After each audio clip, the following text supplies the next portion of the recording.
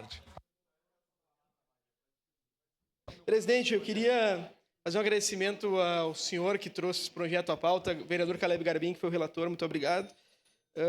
Todos aqui sabem, presidente, da relação que eu tenho com os metalúrgicos dessa cidade, que me trouxeram até aqui, então meu agradecimento público a eles. E todo mundo sabe, como bem tratou o relatório do vereador Caleb Garbim, que essas culturas acabam por se entrelaçar. Essa relação dos trabalhadores da indústria com o gauchismo é extremamente forte, né?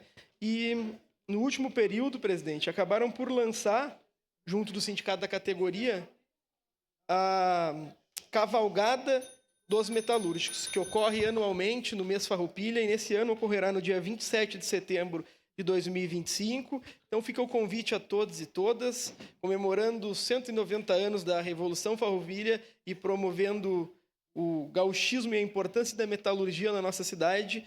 Será realizada com a seguinte programação: às 7h30 da manhã, concentração com café na Vila Esportiva, 8h30, saída em direção ao Clube do Trabalhador, meio-dia, o almoço de boas-vindas, às 13 horas, o show com Wagner Nunes e família, amigo de Vossa Excelência, e, por fim, presidente, a entrega do troféu Wilson Fontes.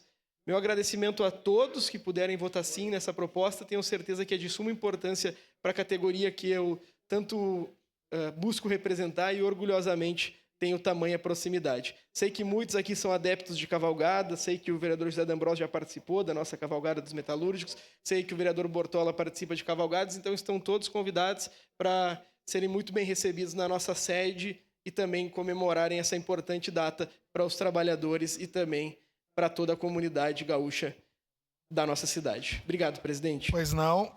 Encerrada a discussão, em votação, solicito a